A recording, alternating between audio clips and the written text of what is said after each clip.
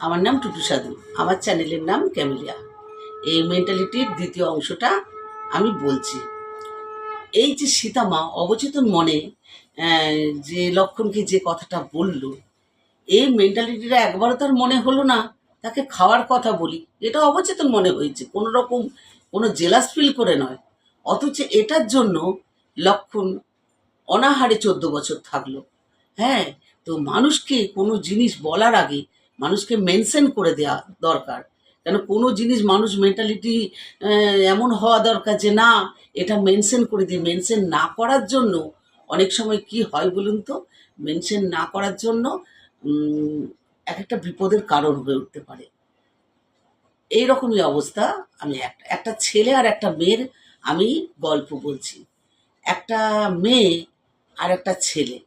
তা একটা মেয়ে সব বিদ্যায় পারদর্শী, সে সব কিছুতে পারদর্শী, কিন্তু একটা ব্যাপারে সে পারদর্শী ছিল না, যেটা ভালোবাসা। সেই ভালোবাসার ব্যাপারে সে খুব অজ্ঞ ছিল। তার কোনোদিন সেই বুদ্ধিটা হয়নি। এটা সাধারণত ছোটোবেলার থেকেই কোনো কারণে সেটা হয়েছে।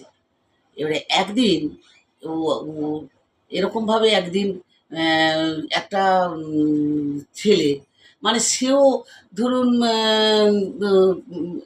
ভিডিও করতো, আর সেও ভিডিও করতো, আর সে কোনো কারণে তাকে, এই মেয়েটা আগে বলে নিই, এই মেয়েটা যে কোনো এতে ফেসবুকে লাইক শেয়ার কমেন্ট এমনিই করতো। তাকে কেউ, মানে তার ভালো লাগতো সে করতো, সে কমেন্ট করতো, লাইক করতো, শেয়ার করতো। এইরকমই একটা ছেলে এরকম ভিডিও পোস্ট করে, তাকে লাইক শেয়ার কমেন্ট করে।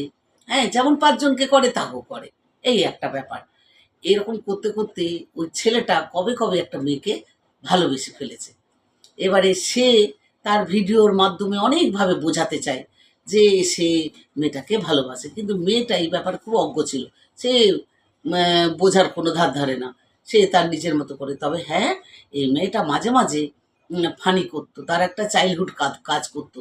কেননা সে ছোটোবেলা থেকে একটা ফানি করতে ভালোবাসতো, বা সে বড় হয়েও তার পরিবর্তন হয়নি, তার সে একই রয়ে গেছে।